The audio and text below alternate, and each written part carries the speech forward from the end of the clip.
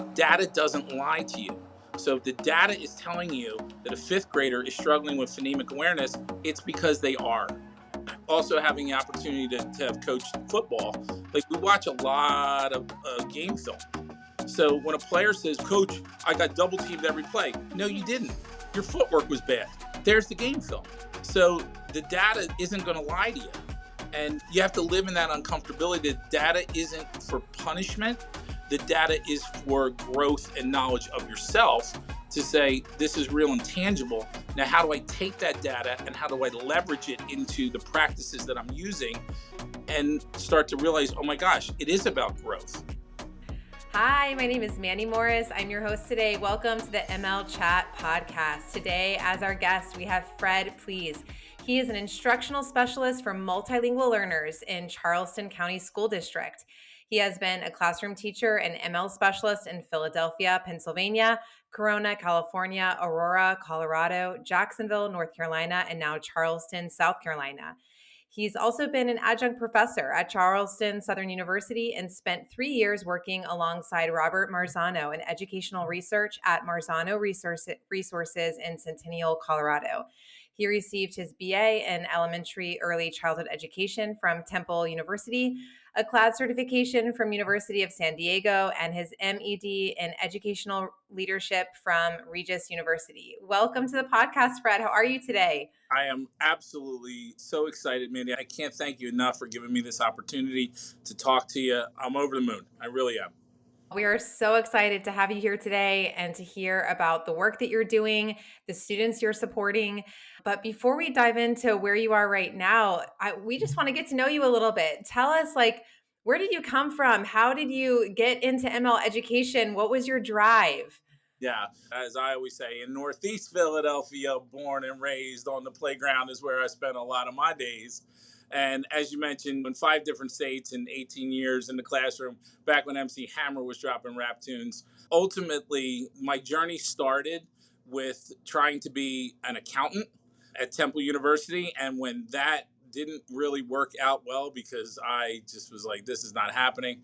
Of all things, it was through the martial arts that I learned that teaching was something that I really loved. And so it changed the course of my life. And I was very lucky to have, at the time, a martial arts instructor who had a teaching background. And I got pushed into, hey, so why don't you go help those 2 little orange belts? Or, hey, why don't you go work with the 5-year-old group? And all of a sudden, I just kept spending more and more time there. And I thought to myself, I don't want to be an accountant. I want to be a teacher. Through hook and crook and a lot of changes, I wound up in education at Temple University. Best decision I ever made in my life. Started out as an early childhood teacher in a Head Start program in South Philadelphia, right across the street from what were known as the Southwark Projects. But as a young teacher, I got the opportunity to mentor as an art teacher, a creative movement teacher, and a music teacher. So what it turned me on to was the culture of art, the culture of dance, and how it is a world culture. And then I took a big leap of faith and went and moved to California. And in California, I found my love of working with multilingual learners because essentially every teacher was a multilingual teacher in California.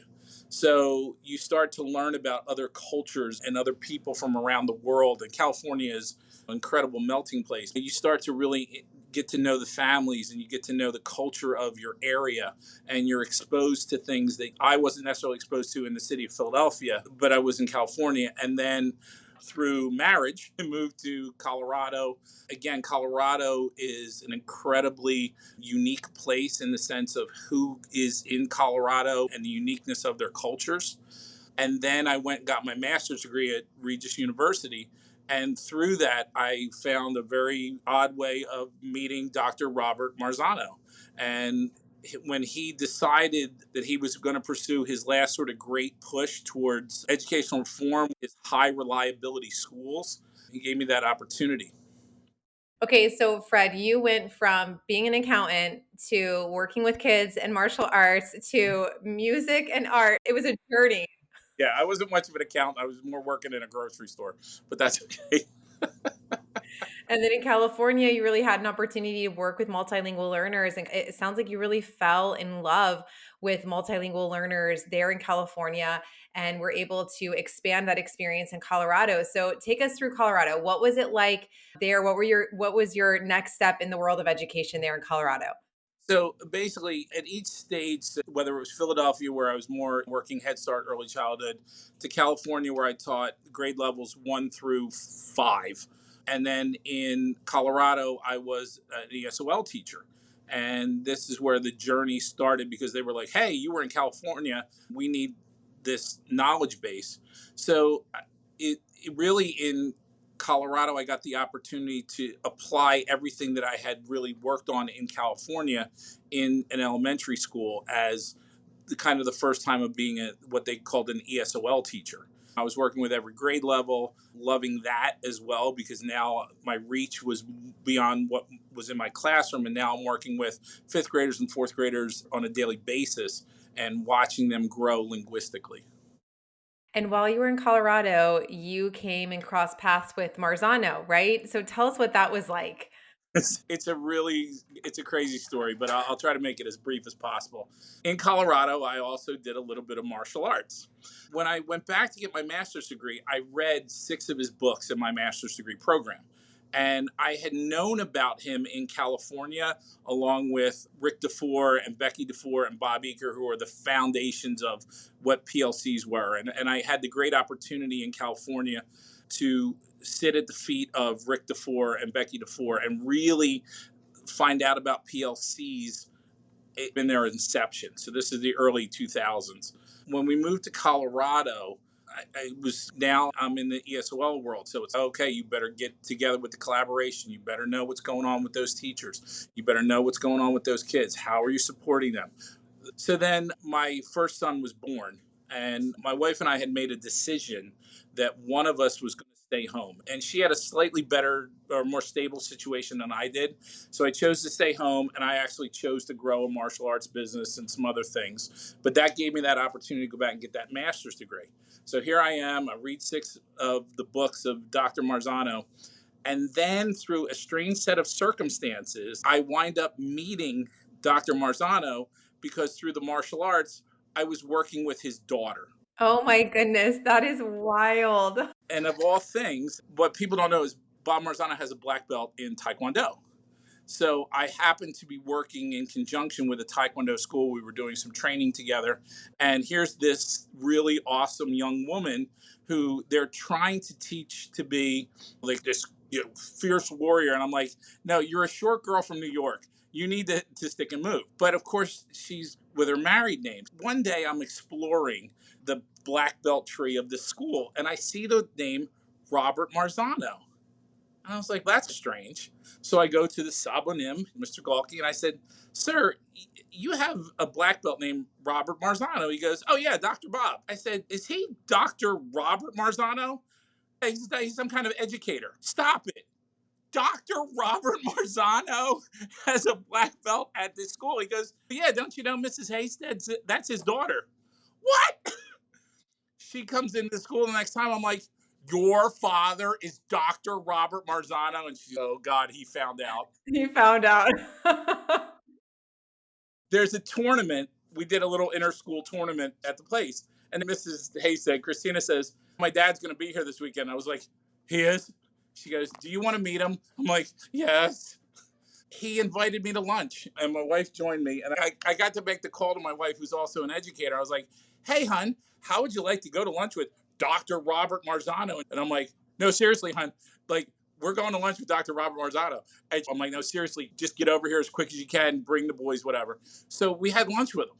And he was the most engaging, just awesome, down-to-earth guy, and he wanted to know all about us.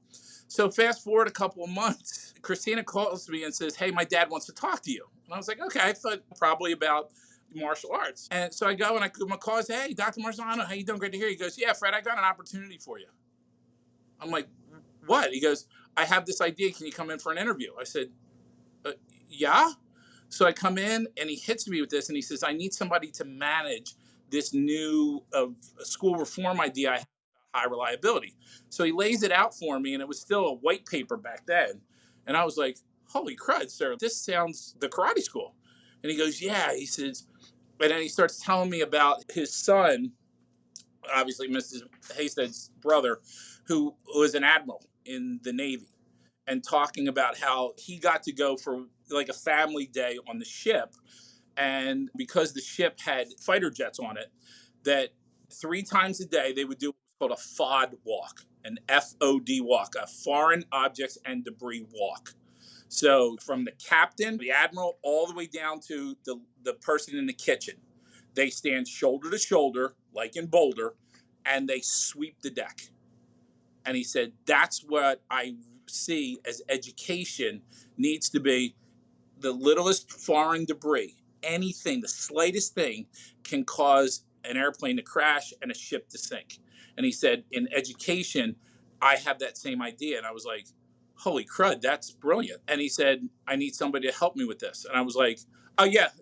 And then talking to the people at Solution Tree who they were connected with, and a woman named Jill St. John was like, yeah, Bob just happens to be people, and he just says, I see something in him, and I want him part of my organization. I was like, thank God he saw that.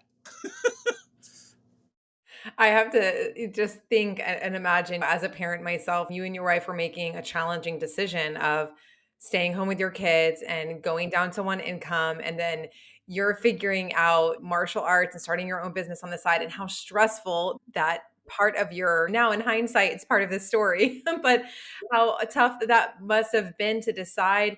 And then you never know. This, it feels like one of those stories where it was like, if you hadn't been there, if you hadn't taken that leap of faith, if you will, you wouldn't have met Dr. Marzano and had this incredible experience.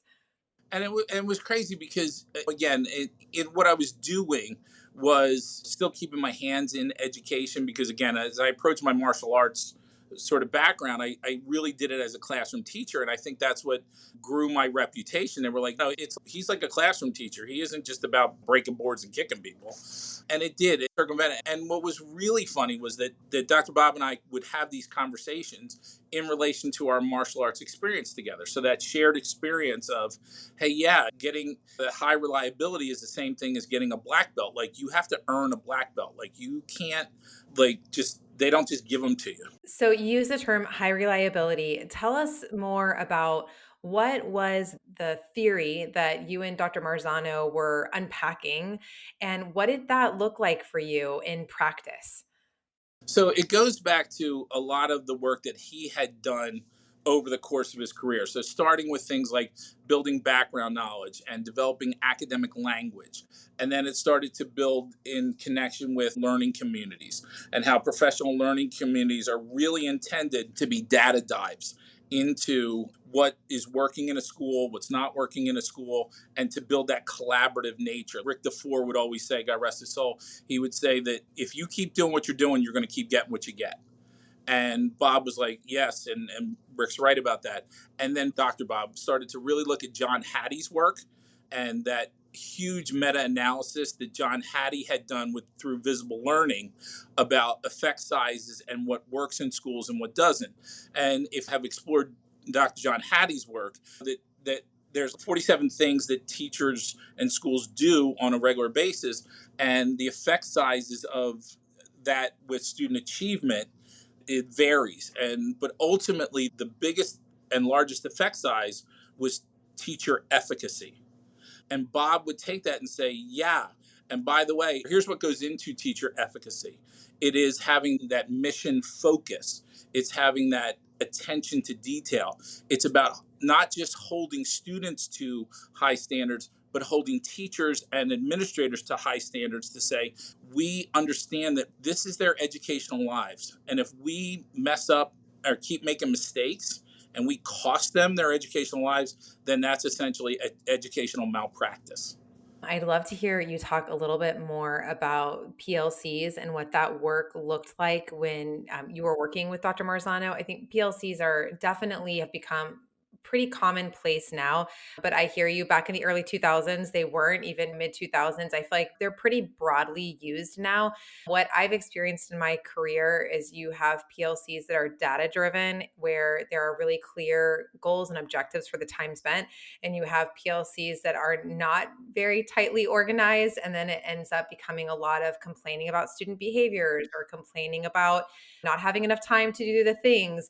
And I've sat in both of those work environments. I'd love to hear you talk some about what does teacher efficacy look like in a PLC, and how did the work you were doing impact PLCs? Yeah, I'll always say is girl preach, girl preach. And again, when I was working with Dr. Marzano, what I got to do was sit at the feet of the learning tree, if you will. So what he did was he picked up the four work because they were all connected and started to look at, okay, how can a PLC work at an elementary school? How should it look at a middle? How should it look at a high school? And then this is how you need to be looking at the data, so that the professional learning community has to start with data.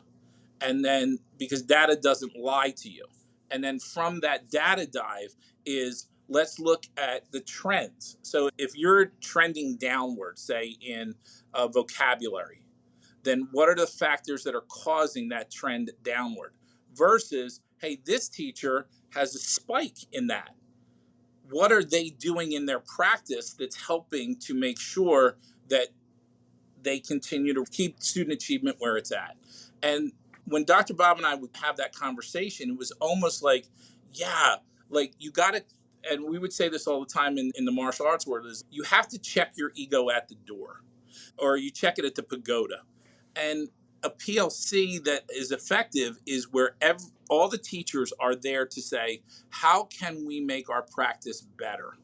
Versus the ones that you and I both have experienced, where this is not what this is. This isn't about these mini fiefdoms that are connected by the hallway. No, this is about, hey, listen, I know that you have your students and I have my students, but the reality is, no, they're our students. So how do we build that efficacy around, hey, as a third grade team, this is what our mission is. This is what the data is telling us. Hey, teacher A, I noticed that you had great success delivering this standard of this content.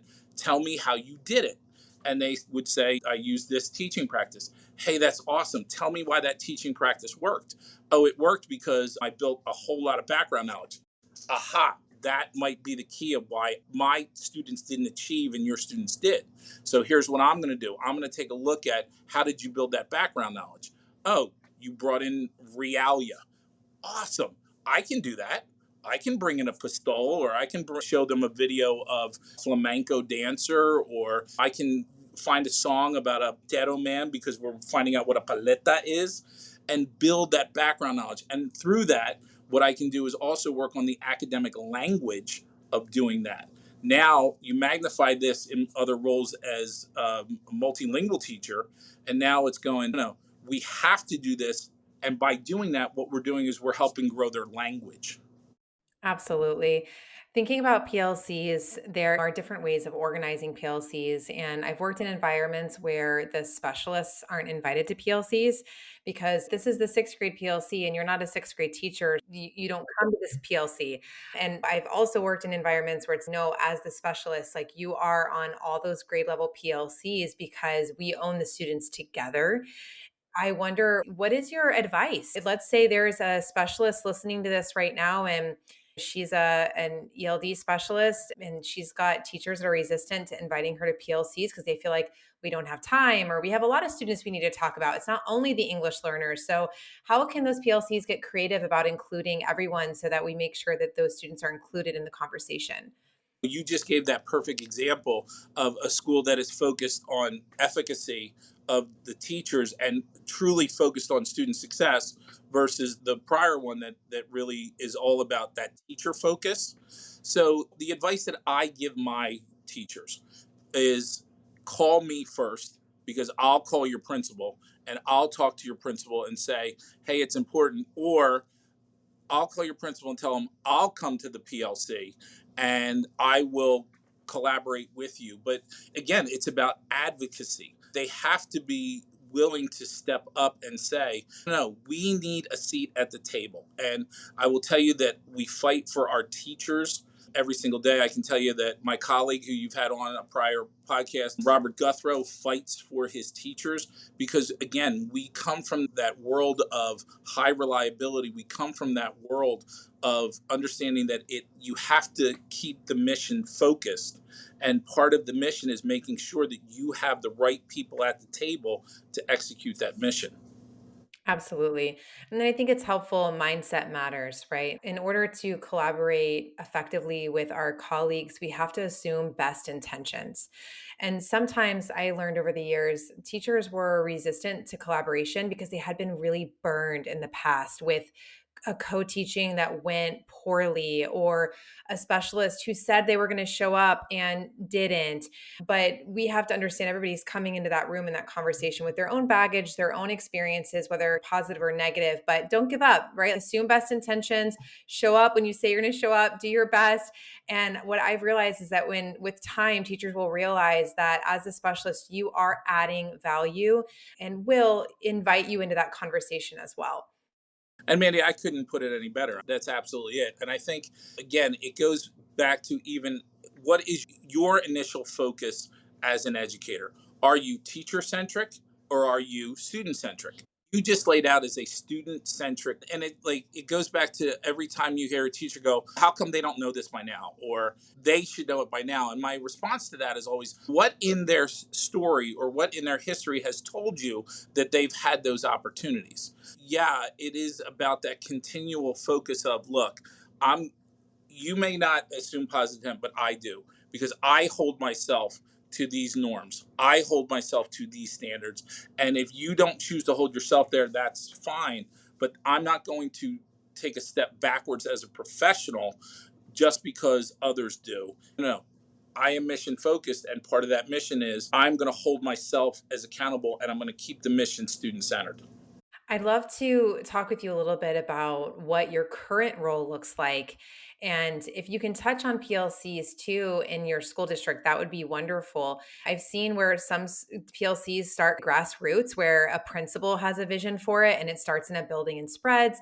And then the other way, where it's more district mandated all the way through the school district. I wonder, what is your environment like now and how well are PLCs received and being utilized?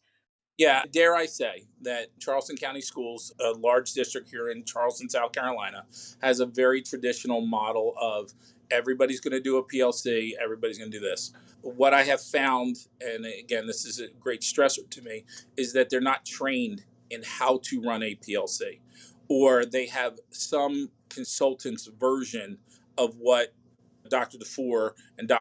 Eaker put forth originally. You get this sort of mishmash of, we do PLCs, but you don't do them correctly. You don't follow those norms and expectations. You don't look at data. You don't have an agenda of, this is the expectation of the PLC. So at the beginning of the PLC, we go over our norms and expectations. Here's the question that is posed at every PLC, and then what is the outcome? And so what I have tried to do, because again, a lot of times our teachers are, because they're specialists, they don't have a seat at the table. I've been inviting myself into school PLCs. I'll show up. It's 7:30 in the morning. I'll be there because it's that important to me. Because if the teachers that I coach are not getting a seat at the table, then I need to make reservations on my own so that I can at least have that conversation with those teachers about, listen, you have to be collaborative. And you keep throwing your hands up saying, we don't know how to teach these kids. And it's, you have two people or three people or one person in the building who does. And if you're not taking the time to be deliberate in the collaboration with those teachers, then you're doing a disservice. Fred, I love something you said, make a reservation. Those PLCs are on schedules, and the sixth grade team knows that they're going to have their PLC on the first Wednesday of every month, and the seventh grade knows, so on and so forth. Make a reservation for the PLCs, book it out ahead of time, show up when you say you're going to show up, and be an open listener and be willing to helping hands right? Show up with open ears and helping hands, and people will bring you into the fold for those collaborative conversations. And again, Mandy, I love exactly how you're putting it because that's how my mentality is as well. And again, what the goal is collaboration. So we have learned through hook and crook, we can't do this alone. And you mentioned it with the hands, but as I always tell all these teams, it's like many hands make a light load. And Rick DeFore would always say about, listen, it's not about working harder because we already work hard. It's about working smarter. Here is how we can deliberately choose to work smarter. But you have to check your ego at the pagoda, because if you don't, and you don't come to it as a professional with positive intent, then you're again doing a disservice not only to you, but you're doing a disservice to the school and to your students and your families.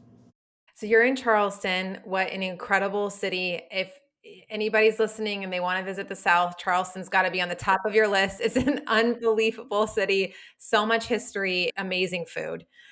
So tell us a little bit though, what is being an ML specialist in Charleston like in 2024?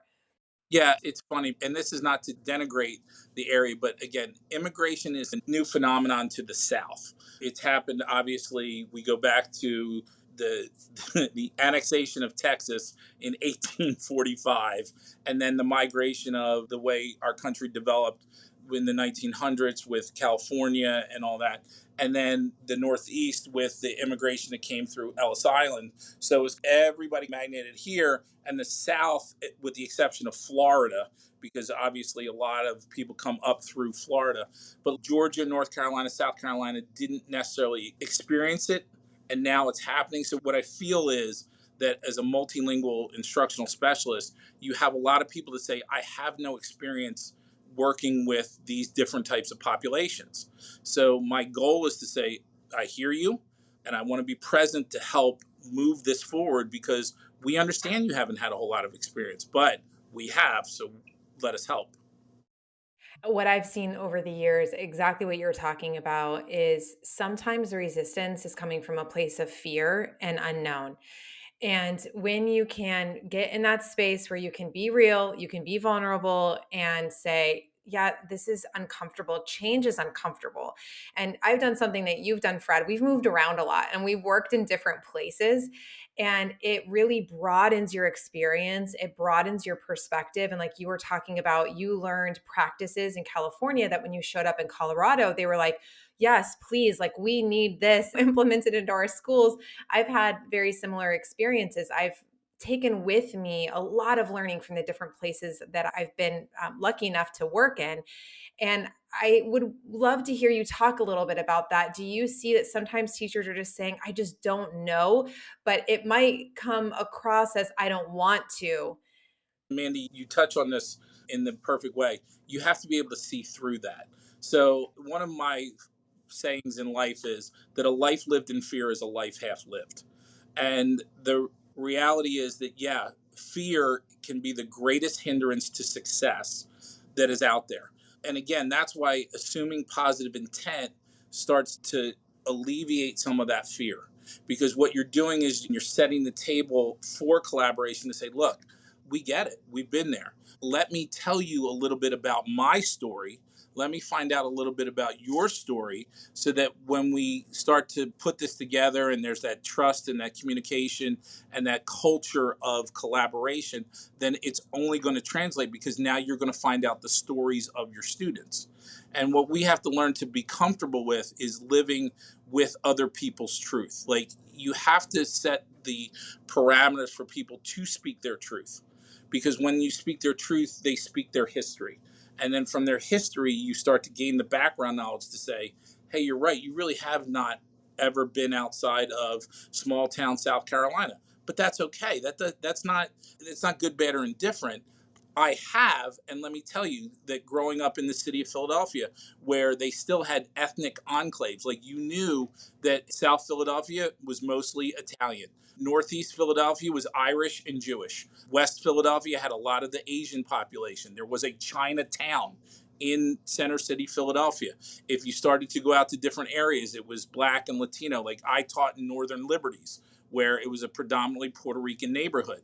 And again, it was about those experiences. And then I moved to California, where it was just like this unbelievable melting pot of cultures. And then you moved to Colorado, and Colorado was starting to get there, like Arizona and Nevada and all those areas, because they were pushing in. Now you make the leap all the way to the Carolinas, where it's no, we haven't had that problem. We've had other problems. Understood. Okay, this problem, it's not a problem, but this new norm is now starting to affect this area. Let us help you. But again, it's about letting people speak their truth, so that when you know their truth, you know them. So, how has your student population changed in recent years? What does it look like now? So I will tell you that the Charleston County area, there's Charleston County, which is one of the largest counties in the state of South Carolina. And then our neighbors are Dorchester too, and Berkeley County, where, again, a few weeks ago, my friend and colleague Robert Guthrow was able to speak to you about this. So essentially what has happened to Charleston itself is it's become the 11th largest area of growth in the United States. So population wise, it's the 11th largest area of growth. In Charleston County itself, in one school year, last year, we grew over 2,000 learners who were non-exited multilingual learners, which means our population of those students now comprise 8.5% of the entire student population of Charleston County schools. And that has increased every single year. There was a point where language learners only comprised like 0.5% about a decade ago, to now it's 8.5% of the entire school population are non-exited multilingual learners. That's a huge shift. And what does your role look like there? What does your day to day role look like? How are you supporting teachers and students? I will tell you that I am one of one right now. So we have 49 schools total. And at this current time, having a conversation with you, I'm the only instructional specialist for multilingual learners. So I have to cover preschool, elementary, middle, and high school for an entire district. Now, I keep being told help is on the way, which I'm very excited about. But prior to, like last year, there was just two of us. Now there's just me. But my push is, and for me, it's about sheltered instruction. So I really want to take what I had to do out in California, where every single teacher was certified. Florida has the same thing, Texas has the same thing, New York, all those areas that have been traditional hubs of immigration and hubs. So I'm pushing really hard to get into the schools and do professional development, not only with my teachers and making sure that those who I coach are strong in their sheltered instruction practice. And for those of you who are familiar with sheltered instruction, it's really about a system of thinking about how you approach your lessons, and using content objectives and language objectives, and being very deliberate about vocabulary, being very deliberate about the practices that you use, making sure that not only the people that I coach are strong in sheltered instruction, but also that the classroom teachers or the general ed teachers are also understanding that is the lens that they have to look at our multilingual learners through. Okay, so when you have a coaching session, whether district wide or in a school building about sheltered instruction, what are your selling points? Like, how are you getting teachers on board with sheltered instruction and they want to be able to implement this in their classroom? What is your advice for getting people on board? And this is how you get started. You have to connect to the heart before you connect to the head. It's about starting with community, and it's about connection. So it's listening to them, no matter if it's just one of our team sessions or if I'm presenting it at a rural school in Charleston County. It's first and foremost, tell me what it's like on a daily basis. Talk to me about a time where, hey, you were ready to present this lesson and you were so excited, and the kids just looked at you and you went, oh my gosh, they don't speak English. So remember that feeling. Now let's project to imagine you're a kid who's come from a refugee camp. You've had a disrupted educational life, and all of a sudden they drop you into a school in Charleston County, and all of a sudden that person is speaking a language that you've never heard in your life. And then getting that connection to say, oh yeah. Now, is it an easy fix? No. Is it a doable fix? 100%. So let's start with, what is your objective? So we start with what's called a content objective. And again, I'm talking to the choir here with you, Mandi. But So what are you teaching? And then looking at the language objective is, how are you going to get them to tell you that they understand what you've taught them? So that's foundational to everything that my professional development center around. Then from there, all right, let's talk about building background knowledge. And this is something, again, I dare I say to the podcasters, I just presented this morning to a group of teachers. It's about, you got to at least make a connection with them. So they may not be able to speak English, but that doesn't mean that they haven't had experiences in their lives. If you're teaching a lesson using Leafy Green and the Various Vikings as your story in fourth grade, and where the connection is and build the background is a boat. By the way, many of those kids have come via boat. They've come via walking, train, what have you.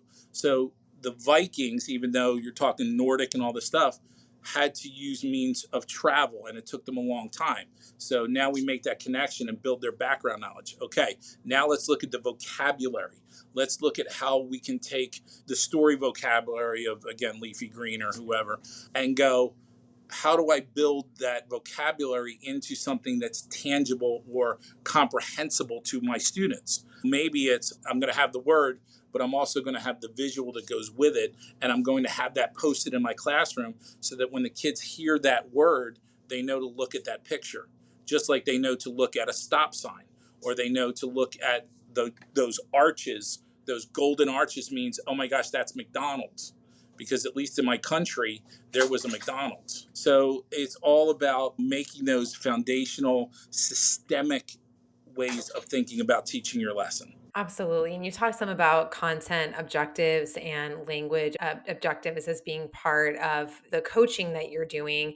When you've got teachers who are like, okay, I'm ready, I want to try this, being one of one with 49 schools, are you triaging your time? How are you thinking about if you need to infiltrate sheltered instruction for students across a school district? Where do you start? Math, science? Tell me more a little bit about the practice of like how to apply this in the scenario that you're in. Yeah, you are correct. We start there. But ultimately, what we do is we go to our highest impacted schools. And we go to those schools that are essentially in our North Charleston area, but in what's known as West Ashley section of Charleston County, where they're having the highest impacts. So with that, we start there with those teachers. And then we start to triage out to those that are less affected and less effective. But the mission is we have to change how we approach this. And again, the message continues to be, this is something that these are small, wholesale changes that we can make in our practice that are going to help make the whole situation better. So just acknowledging, unpacking a content objective with a language learner is going to help them to at least understand what they're being taught or what they're going to see. And then in turn, a language objective gives that notion to the teacher to say, hey, listen, what I'm going to do is we're going to have an academic conversation. Now, you don't necessarily have to use that, but you say, hey, listen, in our turn and talk, specifically, this is the sentence stem that I want you to use because you're getting practice with the vocabulary, you're learning the academic language, and you're in a safe space because you're talking to a peer. Earlier, you talked about high reliability with the work that you had done with Dr. Marzano. I wonder, what does high reliability look like now in practice in the work that you're doing? And how do you think about ML education now and how is high reliability impacting that work? Yeah, it filters every part of my mentality. So when I approach being an instructional coach, I approach it as a high reliability instructional coach. And sometimes that can be a tough pill to swallow for certain people. Again, we look at, if you keep doing what you're doing, you're going to keep getting what you get. So what I want you to do is I want to start with the data, and I want to start with, where are you struggling? And then from there, hey, how's that working for you? It's not. So let's take a look at what our practice is, and let's look at where you're feeling like the gap is widening, and how do we not only stop the gap, but start to close that gap through practice. Because again, there's no magic dust. There's no magic wand. It's going to take work, but it's going to take the right kind of work. It's going to take deliberate practice. It's going to take structured work in order to make sure that you get to where you want to be. My cousin is a retired colonel from the United States Marine Corps. So when I was doing this initial work with Dr. Marzano and trying to get my head around this, I reached out to him and I said, how do you do it in the military? And what my cousin, Lawrence J. Pleis the third, retired colonel. So the colonel said to me, yeah, Freddie, we framed the problem. And I said, tell me about framing the problem. He says, we put the problem right there and then we draw a frame around it. And then we look for all the other things that can be solutions. Oh my gosh, it's like a thinking map. And he goes, yeah, it's a structure. So that's my approach when I walk into any situation, whether it's just a group of teachers, whether it's after school PD, whether it's a group of principals or on the district level. Like, I always try to frame the problem and say, okay, let's talk about where's the struggle and how do we get beyond that struggle point to where we're moving forward as a collective unit. I know for me in the classroom, it was often difficult to get the data that I needed for students because for English learners, we've got that one data point a year with the state language assessment. And you have your classroom data, which there's a lot of research also showing that grades aren't very reliable because they are very subjective and they fluctuate. And it's a difficult data point to drive. It doesn't give us enough nuance to be able to drive instruction in the way that we actually wanted to. It's something that I feel really passionate about in the work that we're doing here at Flashlight Learning is because we're providing an opportunity to really encapsulate that data for speaking and writing. And it's data that I didn't have in the classroom. What kind of data are you using now, or are you recommending PLCs to use for your English learners? Shameless plug, I have been pushing and pushing to a broader use of Flashlight 360 beyond demo in our district because, again, that progress monitoring data and that data towards growth is far more reliable than an arbitrary grade. Again, it's been hard, but I still keep banging the drum of how important something like Flashlight 360 is because that's real and tangible data. That's daily data that you can be pulling from. It's authentic data. But in the absence of that, I have to live in the uncomfortability of the other data points that the district uses and say, listen, what are the factors that are causing that? Yes, this child is a newcomer. And yes, even though they're in fifth grade, they're at a kindergarten phonemic awareness level. Because again, they've only been in the country for a month. But that's okay. We have to meet them where they are. And it's okay for us to say, oh my gosh, this student, we need to even differentiate the support that we're giving them because when they come to our time with our instructors or in the classroom, it has to be targeted. And if anything, that high reliability model, and Dr. Marzano has been talking about it, and Dr. John Hattie for decades, is that data doesn't lie to you. So if the data is telling you that a fifth grader is struggling with phonemic awareness, it's because they are. Also having the opportunity to have coached football, like we watch a lot of game film. So when a player says, Coach, I got double teamed every play. No, you didn't. Your footwork was bad. There's the game film. So the data isn't going to lie to you. And you have to live in that uncomfortability. The data isn't for punishment. The data is for growth and knowledge of yourself to say, this is real and tangible. Now, how do I take that data and how do I leverage it into the practices that I'm using and start to realize, oh my gosh, it is about growth. That's right. And I love that you brought up about the recording the games and going back and watching them. I think that's the power of having a coach or a colleague in your classroom. There were definitely lessons I taught where I thought it was so clear. Everything was so clear. I did all of the steps. And either if you've ever recorded yourself as a teacher and watched it, it's so painful. But having a coach in there that said, actually, you went through it really fast and kids didn't have an opportunity to process what you were talking, or you didn't have a scaffolded opportunity for the students to try to like process the beginning of the lesson before you dove in. So I wonder if you could talk a little bit about using that same kind of analogy of that like gameplay and going back and watching it. What does that look like for teachers? And I will say that I recently had the great fortune of talking to Dr. Jim Knight and his impact cycle. Again, through happenstance, I just happened to be in a position where I was actually having a conversation with Dr. Knight. And what I learned a lot, because I'm a big fan of his, as far as his model of instructional coaching, but his new pushes this idea of what he calls a dialogical thinking. So that I have to understand that my role as a coach is to make you better. I can't do that if all I'm doing is telling you what to do. So what I need to do is to have that mutual conversation. And this is where, again, pulling from other sources, as a JV high school football offensive line coach, it's, hey, we use game film for a reason. Now let's go back over. As a teacher, let's not me just judge you on the film. Let's break the film down together. Tell me what you were thinking in this part. Hey, are you noticing this trend? Tell me what your mindset was. Tell me why you did that. And once you break that down, even if you don't have game film, it's about scripting the lesson and going through the state rubric about how to be a mentor and all that stuff. But it's understanding that the role of a coach is to make your players better, not to judge them. And Dr. Knight had that exact talk. And when he talked about this idea of dialogical conversations between a coach and a teacher, you go, holy mackerel, that's it. Yeah, that's fantastic. Fred, this conversation has been so wonderful, but we'd like to end the podcast by asking this question. If you could go back in your career, back to the beginning, and you could give yourself advice, what advice would you give yourself at the beginning of your teaching career? A life lived in fear is a life half lived. Don't be afraid. Be bold. Advocate for yourself and advocate for what you know is right and speak your truth. That's awesome. Thank you so much, Fred. This has been such a pleasure to have you on the ML Chat today.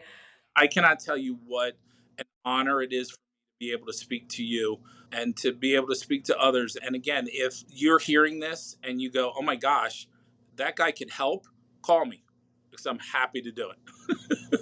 That's wonderful. Are you on socials, or what is the best way for people to get in touch with you? Follow me on the X. I'm at Sensei Fred's Mojo. And if anybody wants to know why, I'm there. I am also on the Instagram, and it's Sensei Fred's Mojo _show enough. And the great thing, too, is that being on the X connected with so many amazing educators. And again, there's a little cachet with having worked for Dr. Bob Marzano. But what I love about the X, and people can say what they want, all things are yin yang. But I can connect with educators around the world who are doing the same work. Friends in Texas like Dr. Carol Salva, who is like incredible, or Valentina Gonzalez. Friends all up in New York, Dr. Andrea Hagensfeld, who is leading the work for co-teaching in the multilingual world and doing such incredible work. Dr. Maria Dove, and even connecting with the Flashlight folks and how the work that you're doing is so intentional about being part of the solution. So I'm Sensei Fred's Mojo, all one word. We appreciate that so much. And before we hop off, before we had begun, you mentioned that podcasts are really a place where people in general are just finding more professional learning, more opportunity to connect with people in a way that's very different from sitting in a half-day professional learning session, where there's value for that. But then there's also, it's great on your way home or when you're working out, you can hear a podcast and I feel like you get to know other educators that are sharing similar experiences. So I really appreciate you pointing that out, and we hope to provide that space for people, and we're so thankful for you to come on today and share your story with us. And I'm really grateful that you took the leap to do that. Again, there's so many venues now, and your podcast is just one more door that people can unlock and say, oh my gosh, they get me. They get my story. And I'm very honored that you gave me this opportunity and this platform. So I truly appreciate it. And again, call me if you need me. I'm in Charleston. That's great. All right. Thank you so much for being here today.